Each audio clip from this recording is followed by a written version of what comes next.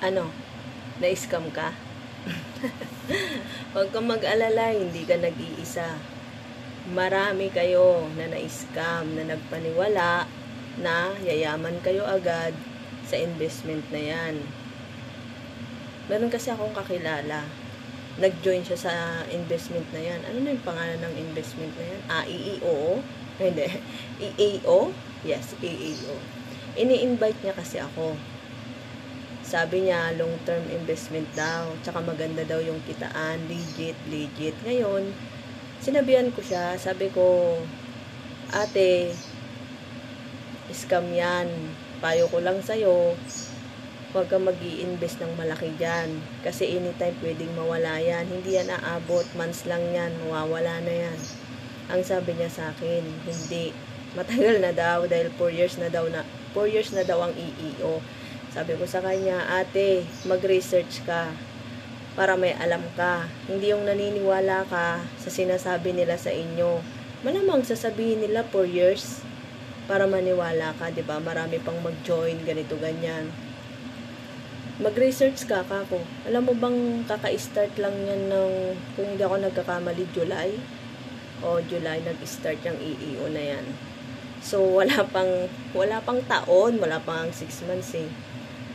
At saka malaki yung malaki yung tubo everyday. Siyempre, yung iba, 'di ba? Kasi malaki yung tubo, sige, invest sila dito, invest doon. Ako hindi talaga ako naniniwala or hindi ako naaakit sa mga ganyang investment na malalaki ang return.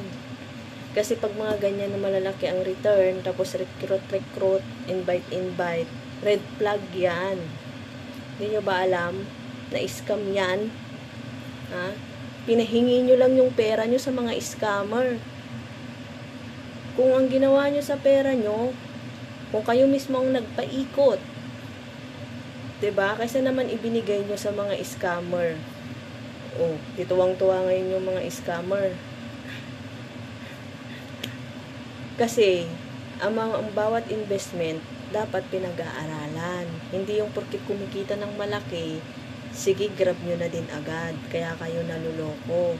Huwag kayong papasilaw sa mga malalaking tubo na sinasabi nila sa inyo. Kasi ang totoosin dyan, sila talaga ang kumikita. Kahit nasabihin mong may pa-charity pa sila nalalaman dyan, legit, maraming charity, nagbibigay sila ng mga ganito. Malamang, ginagawa nila yun para mas lalo kayong maniwala. 'Di ba? Mga parapol-rapol, mananalo ng cellphone. Pagkano lang naman yun sa kanila, sa araw-araw ng mga nai-scam nila, sa dami nyo na nagjo-join dyan. O, ayan na yun. 'Di ba? Iyak kayo. Kung yung perang yan, itinabi nyo, inipon nyo na lang sa sarili nyo. O. Tapos, nag-business kayo. Mag-umpisa kayo sa maliit na halaga. Kung malugi man yan, at least ikaw mismo ang gumawa sa sarili mo. Ikaw mismo naghawak ng pera mo, nagpaikot, wala kang ibang sisisihin na ibang tao. Pero okay na din yan, lesson learn na din yan sa inyo. Para sa susunod, na may mag-alok ulit sa inyo ng ganyan, alam nyo ng pag-ingatan yung bawat pera na kinakita nyo. Yun lang po. Hindi naman ako eksperto pagdating sa ganyang mga investment. Ako sinishare ko lang kung ano yung nalalaman ko. Kaya sana maging wise kayo pagdating sa pera nyo kasi pinaghirapan nyo yan. Hindi nyo yan pinupulot tapos ipapamigay nyo lang sa mga scammer. Yun lang.